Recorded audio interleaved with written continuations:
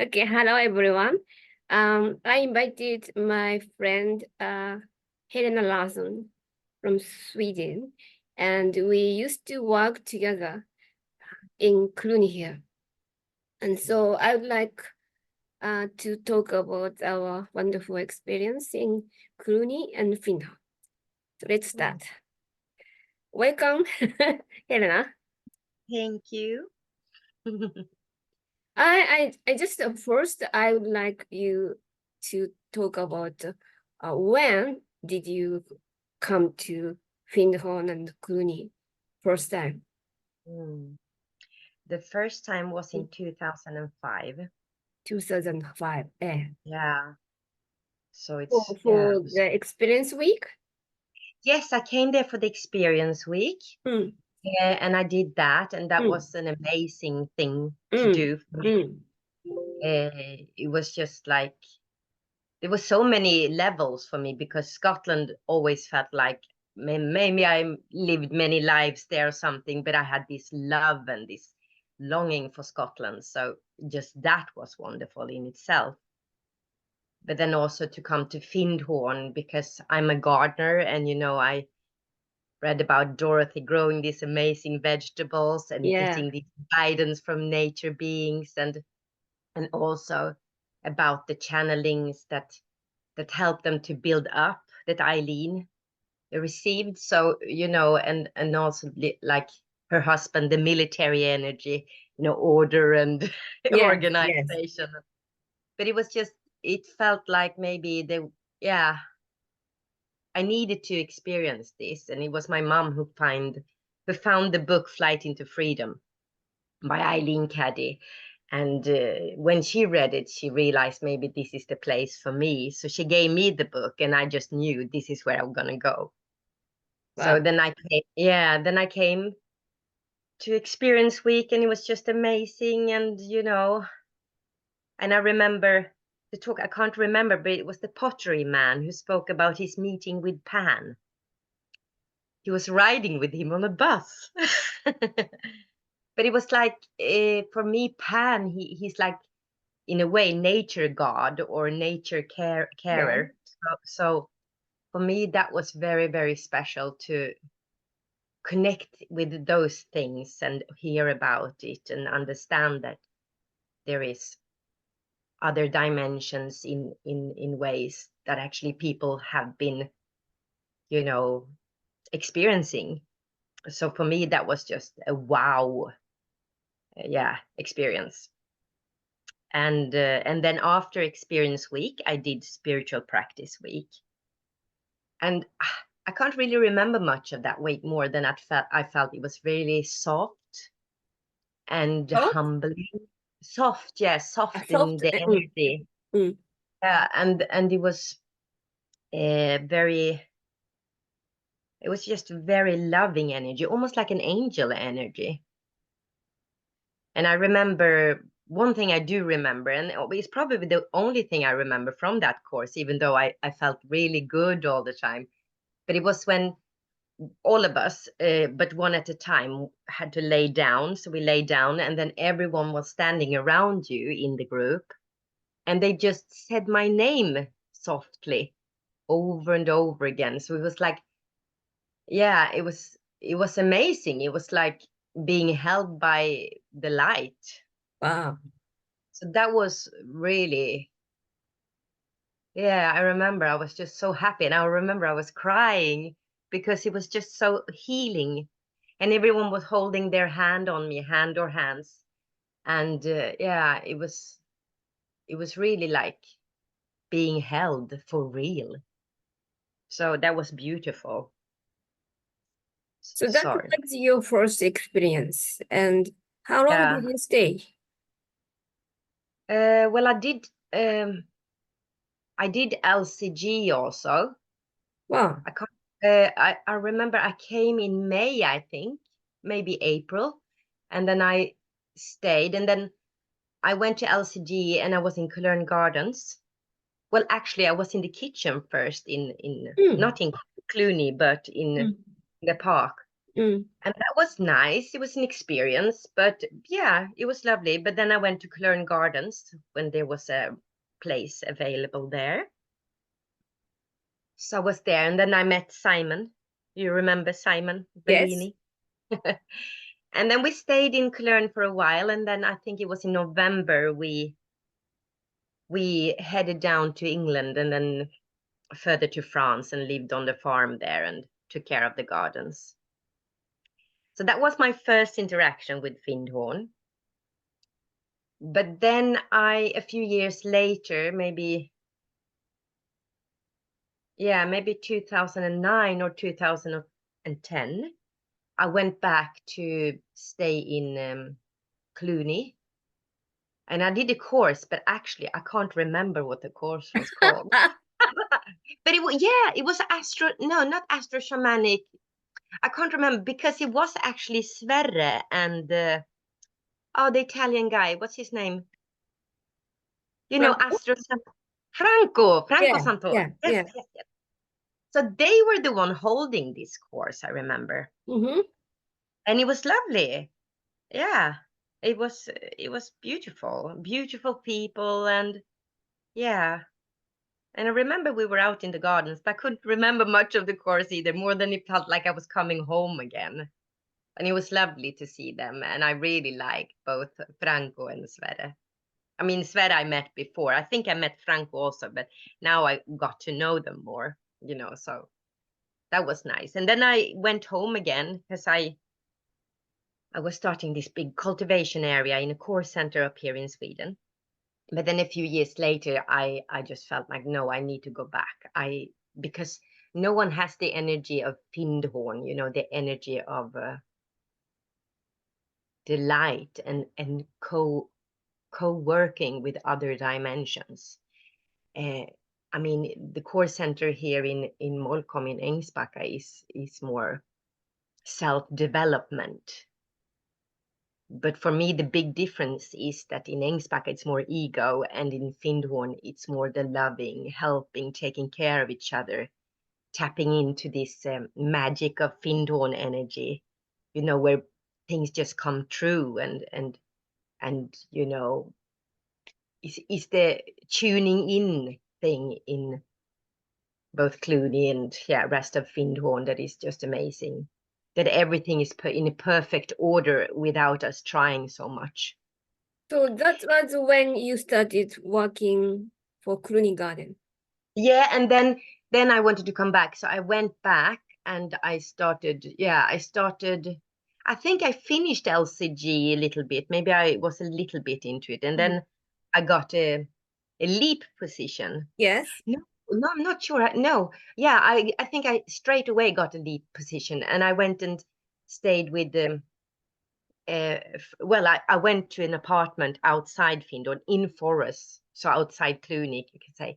So I went up there until the leap thing was, sorted out. And then I started to work in the garden in Cluny. So when I met you, It was was 2005. 2005. Yeah. Okay. We went to LCG together. So we've known each other for 19 years, Motoe. Oh no. That's a lot. That's a long time. I don't really remember. Yeah. No, but I we went remember to LCG. we were living in Cluny, and we talk, and you were my neighbor. Yeah. Yeah, and I lived with the German woman then, Elke. I don't know if you remember. Yeah, I remember. She had a black Porsche car. What is black Porsche? It's a sport car. It's a sport car. I see. Yeah. But it was a transformation for me to come to Findhorn and also go to LCG when you were there also. So yeah. I remember her. I think so. Yeah, Yeah, blonde. She had a very strong personality. Yes, she did. She was really a sweetheart, but she was also very free. She was maybe too free for Findhorn, maybe a rebel. But we are all rebels, more or less. I think everyone that comes to Findhorn is. Yeah. Do you have any special memory about Cluny? Oh, yes, because then when I came back, you know, when I went in Cluny Gardens, I mean, then I lived in Cluny. And it was just amazing with everything, just to be in the surrounding of this beautiful old hotel. Yeah. And I remember me and Lars, my dear friend, we went, you know, to the plunge pool and was in the sauna, and the plunge pool was freezing, but it was just so liberating to do that. And it was really a lot happening to me on the personal level. But then when when I came back, that's when my channelings started to come. You know, I started to receive messages when I meditated and stuff. And yeah, and you were the first one I gave a channeling to, except for me. Yeah, but so you were the first. The message I was given was ridiculous. Yeah, it was crazy. Crazy. It really was. It really was. Do you remember when you came to me and I received a message from the universe, and you have to go to sauna on Friday afternoon, 3 o'clock. Really? Yeah, you said to me. It's 19 years ago. No, it's not, but I can't remember it. Okay, so you said to me. So I went to sauna on Friday afternoon, 3 o'clock, and nobody was there. So I went upstairs. Yeah. And nobody was there. So I opened the door and I went outside. Yeah. There was a plunge pool.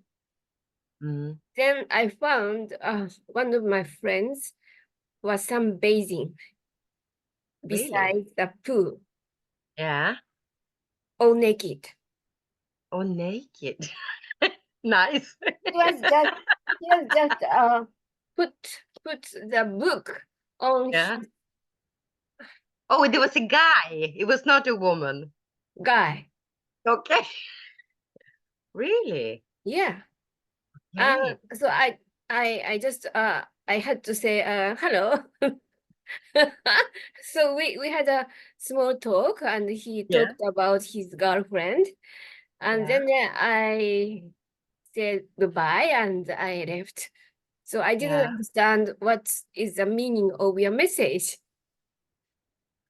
No, I don't understand that now either. Maybe, I don't know, if you told me this then, maybe I would have understood more. But maybe you just needed to go up there to receive some kind of energy, you know. Okay. I don't know. I mean, I don't know you well enough to know why you had to meet your naked friend or your friend naked. I don't know. Had so many opportunities to meet naked men in Findhorn. Ooh, so maybe this was it's not sexual. It's not sexual. I just bumped into this naked man, and it's not what I wanted. No. But maybe there was a teaching in there for you so that you could figure out. I don't know. Maybe sometimes to meet a naked person, you have to question yourself. How free am I? You know, how can I be more relaxed, and what is my pre-assumptions for life and for people and for naked bodies or whatever. So maybe if you met many, there could be like a pattern that shows you need to like open up and relax, you know. and not be so rigid, because many of us are very rigid. We don't want to meet naked people, of course not. So, but still, you know, it's an experience, and then you grow when you meet things that are a little difficult. So maybe it was just like a growing thing for you. Okay. That's what I can assume now. But you know, Motoe, you know, my channeling to you was crazy, and I never had a channeling like that to anyone else. But I Oh, think that you are also a little crazy in a good way. But thank you you. are like in a way, what can I say? Unpredictable. Can you say that? No, unpredictable. You are Unpredictable. Okay. for a little bit. Yeah, you have like you get an idea and stuff. So you know, there's a lot of things happening around you, and they're fun and a little crazy, and you know, it goes up and down. So I think the channeling I gave to you stands for so many sides of you, you know. Yeah, but that was the channeling to you. But you wanted to talk about Cluny. Yeah, yeah, yeah. Whatever. Yeah, Anything whatever. about Cluny because I heard Yeah. Cluny will be sold, and Yeah, I really miss Cluny. Mm. yeah, I do too. The energy in there and the people, but it's also not just the place, it's also the people and the kind of energy that people have. I mean, for me, nature is really close, and to be able to live in Cluny and to go out in the woods around Cluny and Yes, yes. you know, to explore for me that is Scandinavian, you know, being in Scotland is quite Mm. exotic. Yeah. But also, you know, I have all these mystical things and all these, you know, about the clans and the, you know, men in kilt and also all the nature nature energies, you know, like the devas and the fairies, and it's closer there than anywhere else, so it's magical. And I think that's what I got explained is that the the borders between the different dimension is much thinner in Findhorn and Cluny Have you because seen Diva anchored. or angels around Yeah, you? yeah, but only in meditations. Only in meditation? Yeah, I saw a diva. That was actually the first time I got a channeling, was a diva coming out. And a diva she was the diva of the mother tree Okay. in Randolph Leap. Mm. Randolph You know, Lee? the big Randolph Leap Yeah, is, you yeah. know, south of the Yes, I forest. know that. Yeah, and it's this river with, you know, what you say? Well, the water looked like guineas. It's just dark brown, you know. And you know the story about Randolph, that he came on a horse and he was chased by other clans and he No, no, took. I don't know. Aha, so Mm. I haven't heard it. where the cliffs almost meet on both sides above the river, that's why it's called Randolph Leap. Okay. He was he was chased by other clans, I think, or maybe the Englishmen. I can't really remember. He was a soldier. He was a soldier, but he was, yeah, well, he was a soldier, but he's also a clan member, you know. Okay, And okay. they wanted to take away all the clans. Mm. But anyway, he was chased on a horse Mm. and he came to Randolph Leap. He Mm. came to the river Mm. and he realized that, you know, he have to take a leap with the horse. Mm. He took a leap and he went over the river and landed on the other side of the edge of the cliff.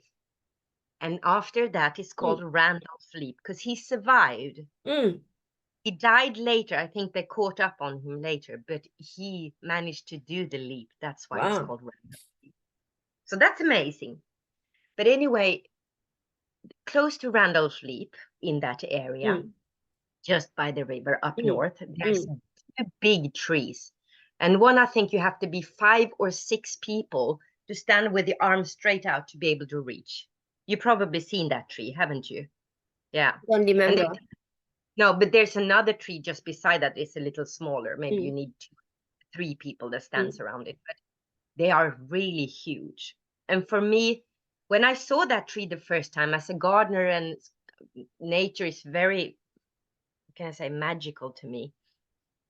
I actually started to cry when I saw her because the energy and the wisdom that tree, I mean, it's old. The wisdom it contains is it's just beautiful to me, things like that. So anyway, So the first channeling, after doing a lot of meditations, she came to me and told me some knowledge that I needed to know about. We were going to do gardening things, and it was like a struggle between my idea we have to clear it out so we get in more air in the garden, because it was very dense. And this other guy, military, he was against it because he didn't want to take down any trees. But so she came to me. I remember she was beautiful. She looked like a woman with black, long hair, and it was blowing on one side. And she had this beautiful green gown. Wow. Yeah. And it was blowing. And she just came to me. And I didn't see her talk, but I got her words. And she said to me, there's neither right or wrong in this. So, and then I realized, okay, so I want to do it one way, because I'm thinking that all the bushes and the trees, they want air and, to have some space to grow in. But Philip was against taking down trees. But as long as we did it nicely, so we talked to the trees, and we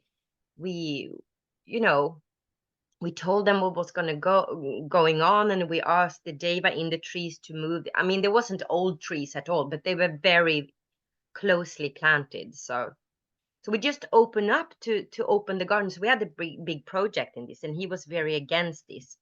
But everyone that I worked with thought it was so nice that the light could reach down to the floor again, to the ground. So for me, it was like we changed the energy a little bit.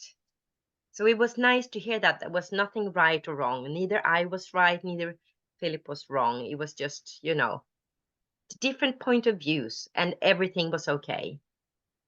So that was when you were doing programs?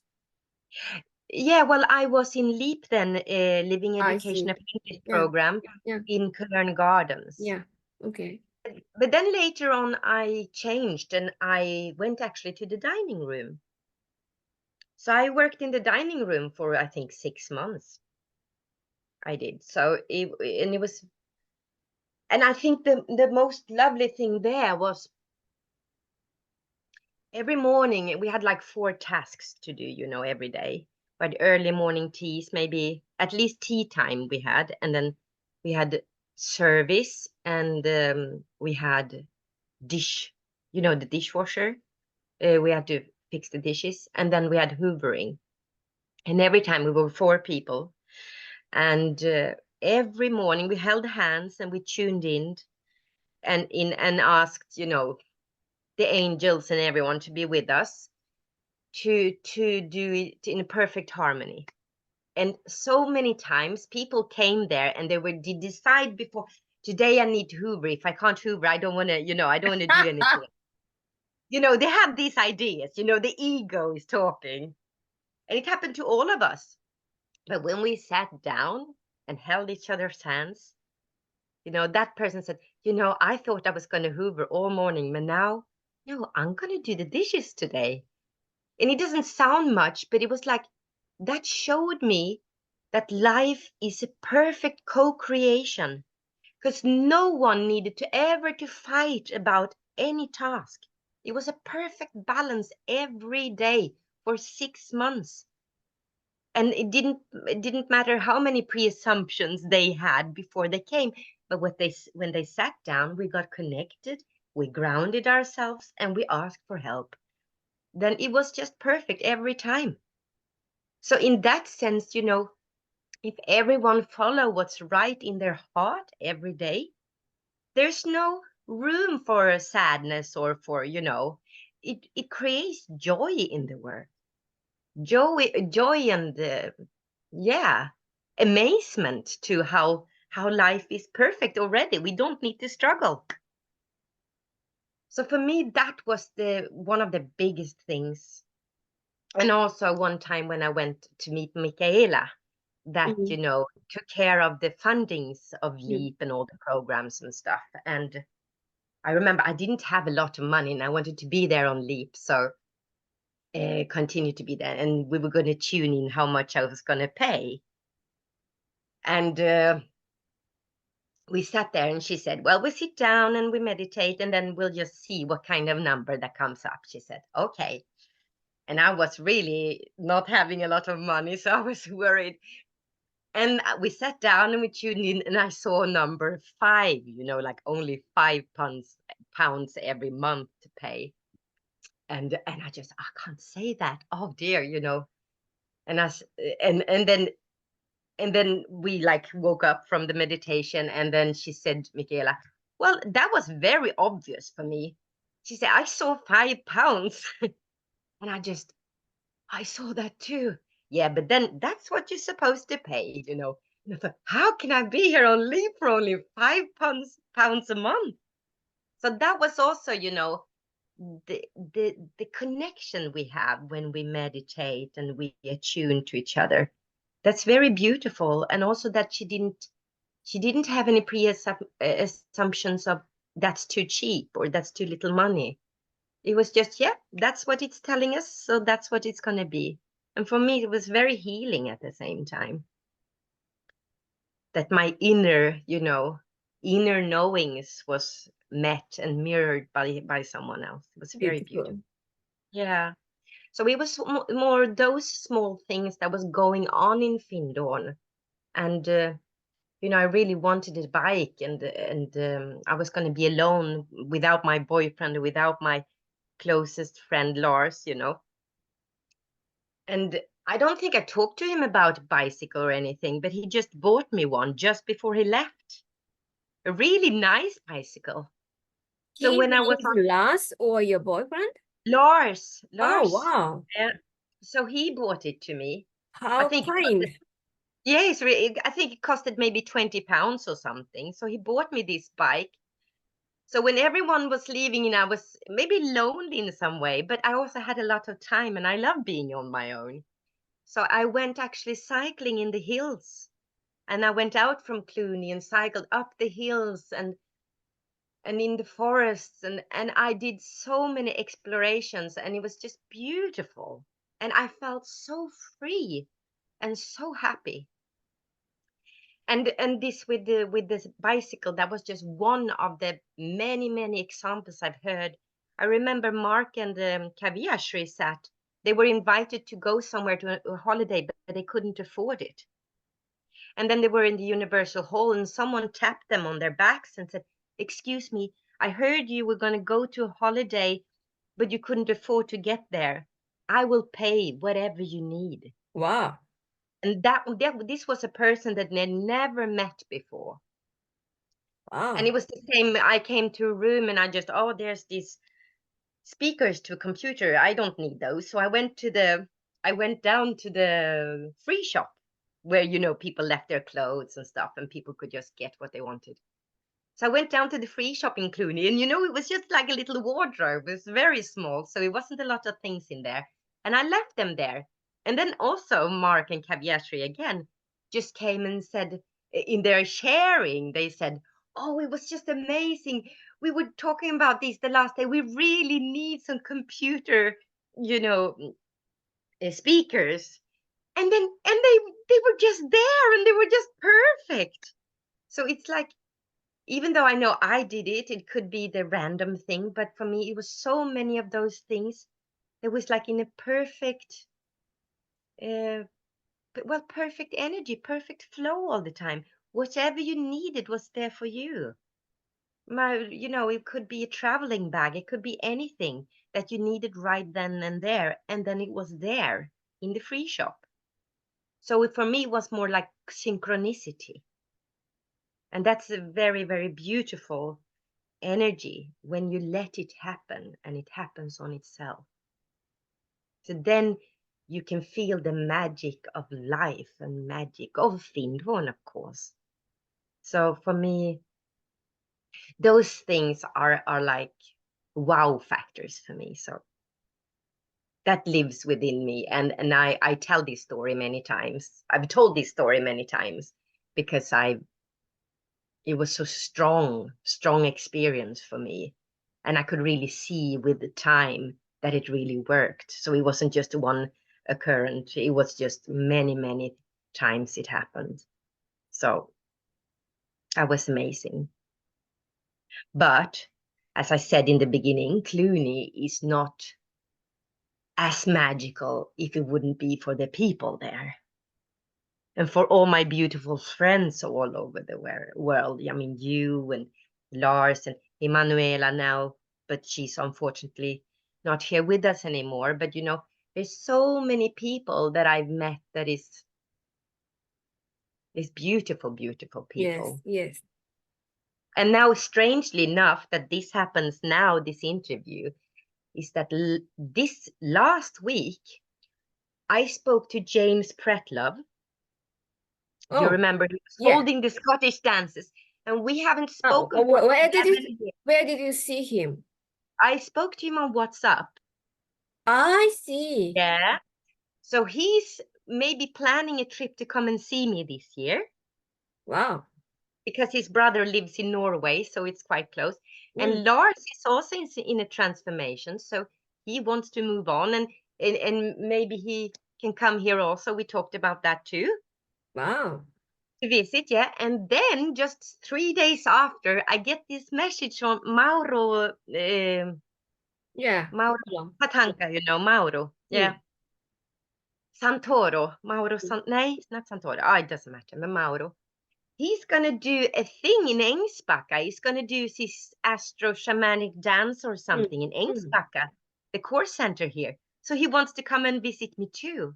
Wow. And I haven't spoken, you know, to him, since I left Findhorn. So, you know, there's 3 of these beautiful meetings that I had in Cluny and in Findhorn and stuff, that friends that's coming here maybe. So it's so beautiful that all this is happening now, and now we're talking about it, and I'm seeing you. You know, it feels like it's been a wave, and now it's like coming back, but in another form. So life is beautiful. Yeah, it is. It But really is. I have a struggle in my life. Yeah. I know that. Talk in detail, but No. yeah, I have a struggle in my life, and you know, the life in Finland and the life in Japan is so different. And I think since I came back to Japan, I've been struggling all the time to make my living and to adapt myself to Japan. Yes, because it's so different. It's so different. You know, so in Finland, in Scotland, I have seen, so as I said before, I have seen so many naked men. Yeah. It was not my intention, but I had a chance to see naked men so many times. But you know, since I came back to Japan, I have seen only once. It's for 12 years. Wow. That's a long time. That's a long time. Yeah. And I've been missing hugging. Yes. I love hugging. I love hugging. And but since I came back to Japan, I had no chance to hug with someone else. No chance. Not even a woman. No. And I missed hugs very much. And I was at that time, I think it's 2000, I don't know, 2000. I don't remember when, but anyway, it's a long time ago. But since I came back to Japan, I was teaching English at schools, and then I had a class in Korea. It's a name of the city. So I went to Korea, and I went to the school, and I had a private English lesson with one lady. It's a kind of the lesson kind of how are you, where are you from, or something like that.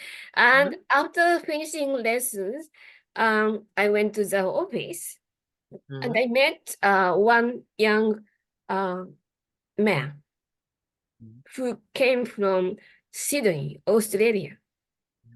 So we just started a conversation where I'm from. I'm from Sydney, Australia. I'm from Japan. That kind of conversation. Then he told me his experience in New Year's Day, New Year's Eve, I mean. And he said he just came to Japan 1 year ago. And just after he came to Japan, there was a New Year's Eve, December 31st. And he was expecting to hug each other with someone. Yeah. But New Year's Eve in Japan is very different from the one in Australia. It's very quiet. Nobody is out. Very quiet. Yeah. And so when the new year came, he was trying to looking for someone who can give hugs, but nobody was hugging. No. He was very disappointed. Yes. So I really resonated with him, and I said, I feel the same. I miss hugs. I haven't had any chance of hugging since I came back to Japan. And then he said, why don't we hug each other now? So we hugged each other in the office. Well, good. Yeah, but wow. it was so, I don't know how to say, it was so healing experience. I really felt happy.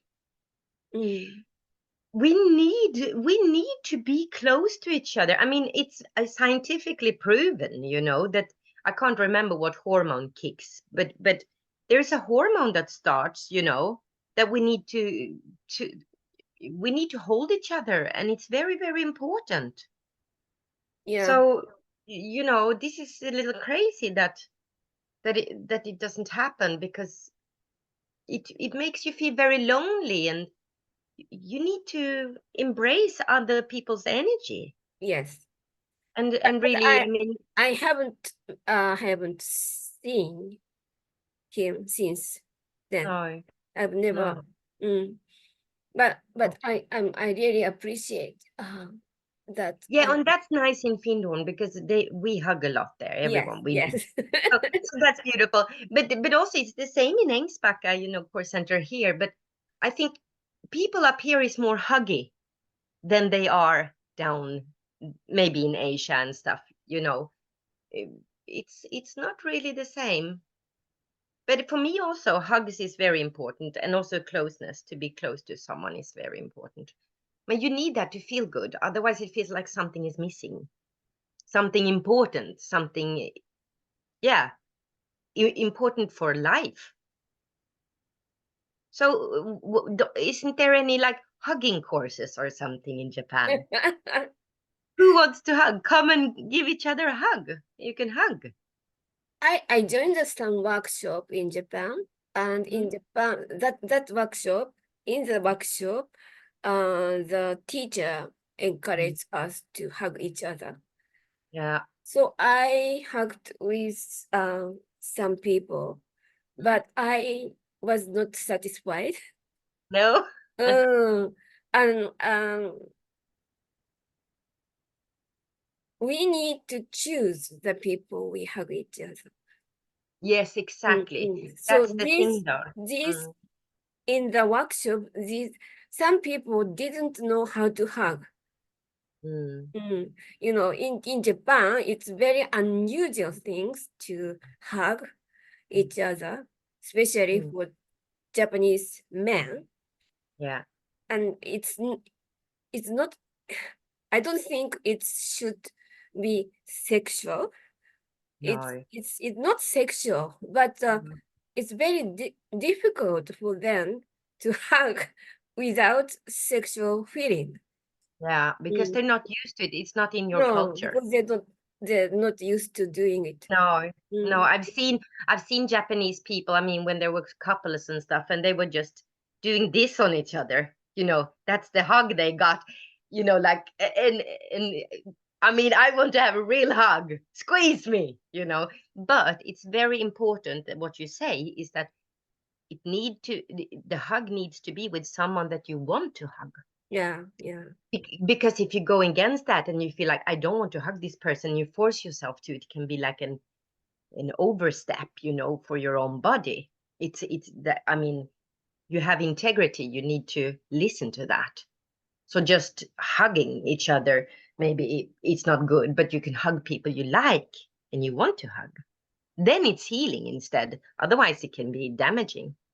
Yeah. Yeah. I But used to yeah. have a hug friend when I was working in Cluny. Oh, who was And that? I don't know if you know him or not. No, But anyway, that's not. we just decided to hug each other whenever we meet each other. We see each other. Oh, And it was very healing. yeah. But after 1 month, I think he was doing LCG. He decided to leave and go back to his country. And so I said, if you live here, with whom I can hug each other? And he said, after I leave here, you will find someone else to hug each other. Yeah. Did you do that? Yeah. Yeah, good. It's important. It's really important. Yeah. It's sad. I wish you could come here this summer too. Would be wonderful. In Japan, we don't hug each other. And No. they really, really miss hug. Yeah. Yeah. So that was very, very beautiful experience when I found the person who can hug each other. I think it's more than 10 years ago. But You got to hug. I said to you, I found someone to hug each other in Japan. Oh, you did? Oh, yeah, the Australian guy. Yeah. Huh? Yeah. The Australian guy. Yeah, Australian guy. Yes. He was much younger than I, of course. But it was 10 years ago. Yeah, 10 years ago. Oh, that's sad. And since then, I haven't had a good hug. No. That is, I think that is Japan. Yeah. Or maybe I haven't wished enough. I want to hug someone with someone. Yeah. But anyway, I was very busy for making my life to survive. Yes. Yeah. And still it's going on. Yeah. But Yeah. I'm trying to change my attitude. Good. Positive affirmations. Yeah. I think 1 or 2 years ago, I met one lady whom I attended her workshop. No, yes. And she told me I haven't changed at all. Really? It was 8 years ago or something. But I was the same as 8 years ago. So I haven't developed anything for 8 years. That's why you are you are staying at the same place. And I was so shocked because I've been struggling, and I've been doing my best all the time, and she just that's not done. So I was so shocked, but I don't want to think I didn't change anything. No, I don't think so. You can't do that. You live your life. You are changing when you live your life. Of course, you have habits that you might have to break or change. But I mean, of course, everyone is changing. So that's impossible not to change, I think, in some way. But I was shocked. I can imagine. Yeah, I was hurt. Yeah. So what happened then? Because you said now you're starting to change, to think how you think. Just I want to do what I can do. Yes. There's a famous quote of someone. Start where you are. Yeah. Use what you have. And do what you can do. So I'm trying to do that. That's simple. It's good. It's basic. And whatever I would like to do something, I think I can't afford it, and I don't have money for that. I don't have time for that. But I can start from where I am. Exactly.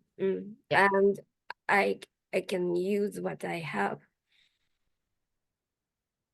Yeah. And also I'm trying to use a positive affirmation, like thank you. Yeah. You know, Japanese people loves positive affirmation.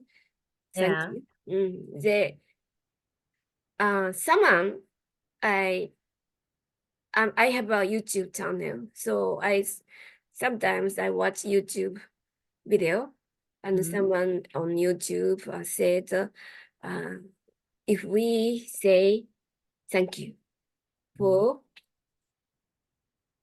20,000 times, miracle will happen. Wow. Yeah. Because and he did. He did. He did. And after 6 months, his first novel was published. Wow. Yeah. I think when you're being grateful, when you say thank you, you're starting maybe to think in a grateful way. And when you're grateful, it feels like the world is taking care of you. And when the world and the universe taking care of you, you can expect miracles. It's just a mirror of what you're doing exactly, and that's beautiful. It actually works. I mean, I wish I could live by it every day, and I don't. But I also know that when it's bad, it gets better again. But I'm also started, but I do the other way. I bless the day every day instead. But I do say thank you for the food, and when I'm out and there's a nice spring day, and I can talk to a butterfly, and I say thank you for this beautiful day, because it just fills me with so much love. And so I think when I'm doing that, I feel quite fast how life is changing. And when you're being grateful, you become happy, because you're focusing on what's good, and then the focus that you put it on grows. Everything you focus on grows. So if you focus on good things, it grows. So then you can expect a miracle. So yeah, it's just giving the energy, it's just showing the universe, this is who I am and this is what I'm ready for. So yeah, it's beautiful. So thank you for that reminder. I will be even more grateful now. I will. I feel very grateful. You are my friends. Oh, you too, darling. Really. I just wish I was very rich and I can just phone you and say, get on the plane and get over here. That's nice. It would be lovely. Yeah. So yeah. It's yeah, life is what it is. But that's so beautiful to have friends all over the world from different cultures. Because I think I've been blessed because I've been living around in Europe and having boyfriends that is from different places in Europe, and they've taken me into their homes, and I met their parents and I've been a part of their culture in the country. So I haven't like come and stayed in a hotel like a tourist. I've been a part of their country and the culture, and that's so beautiful because I feel like I grow with getting to know all the differences between us and how you do things. But the key thing is to recognize how similar we all are. Everyone is just alike. Doesn't matter where you live in the world or where you come from, what color your skin is. We're all people. And that's so beautiful. And to have friends all over the world from different cultures. Just, we're all struggling with the same things. We are, everyone. We all go through this. I remember when I had parasites many years ago, I didn't hug someone for 2 years.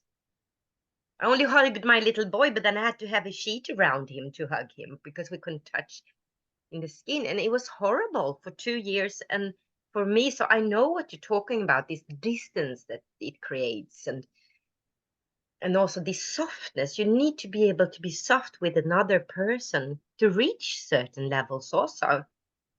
And to be without it's very, very hard. So I do understand what you are talking about. And I wouldn't wish that upon anyone. So at least not you. So, just hug anyone you see. Anyone. Oh, this one I want to hug. Can I give you a hug? You say happily. You say yes. And you hug them. Maybe. It's very different in Japan. Yeah, I know. And I don't feel I want to hug someone. You don't? No. I understand. It's hard, but maybe you will with this gratitude. Yeah. I just want to share one experience in Cluny. Yes. I was working for home care.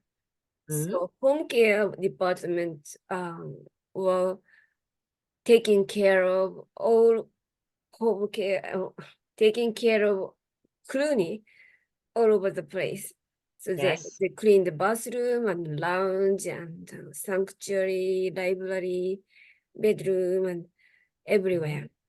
Yeah. So I felt so much affection for Cluny itself.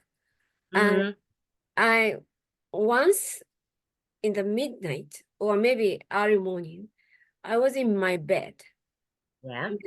I was sleeping, and I was awake or I was sleeping. I don't really recognize by myself.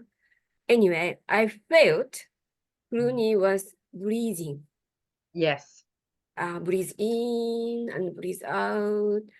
And I just felt Cluny was breathing. Yeah. That was, I don't know how to say, it was amazing experience. Yes. It sounds like it. Yeah. That's lovely. That's very beautiful also, just the breathing of the place. So I felt like Cluny was alive. Yeah. So I'm so sad about selling Cluny Yeah. The Cluny in itself exists still, but Yeah, it's yeah, not for that energy. And yeah, it's sad. I mean, for me, it was very. It's a special thing to go in the corridors in Cluny, and and also the carpets everywhere. It's carpets on the floors everywhere. It's very silent when you walk. It feels very taken, like someone is hugging you when you're inside Cluny. It's a very, very beautiful house, and yeah, I never ever met that energy somewhere else, like Clooney's energy. It's like if the wall could speak. Yeah. So yeah, it's very beautiful. Yeah, so I think it's sad too, really. But it's a part of life, and I've been, traveling so much and stuff, and I will always remember Clooney. And now we're all older, and we have, many of us have children, and we have this and that, and we have responsibilities, and it's not so easy to be wild and free anymore. So it's hard to go back to that, but we should be grateful that we could experience this, that it was a time to experience this, where we could be with like-minded people and learn so much from each other and from nature and from, the buildings, or, just the energy. It's very special. But we could always go to Findhorn, the park. We could go there to visit, I think, and maybe to do some work also. So it's not completely gone, but I'm very grateful for the time I had in Cluny. But for me, it's also like the world is breathing in and out too.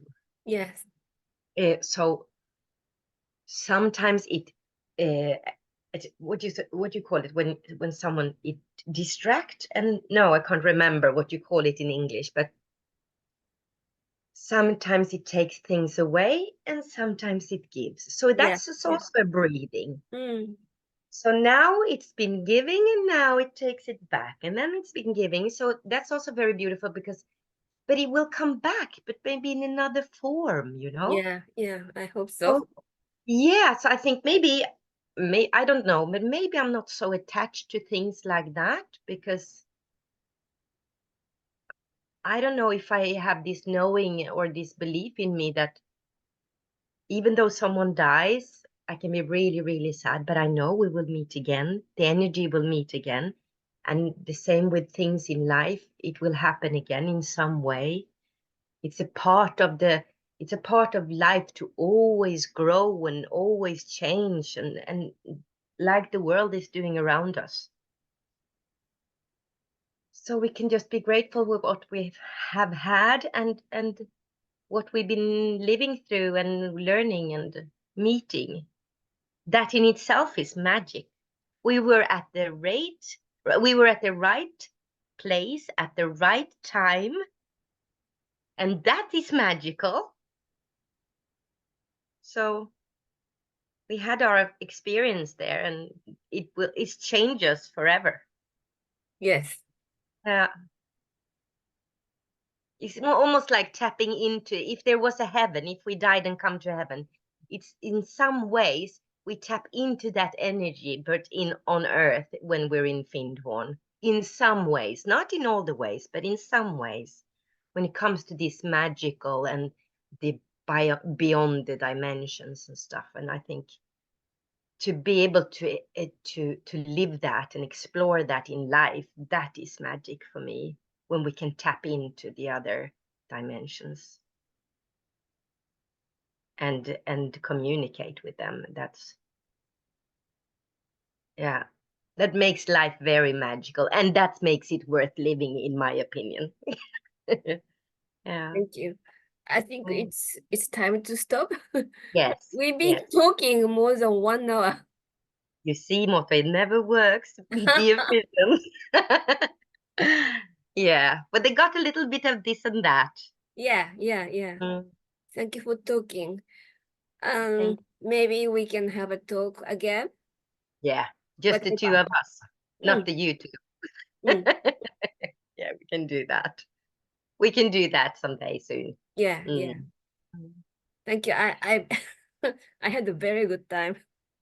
Good, me too. Me too. Thank you for letting me experience all of this again. Yeah, and I've been a little bit lonely recently. Because I was so busy about at my work. You know, I'm teaching English.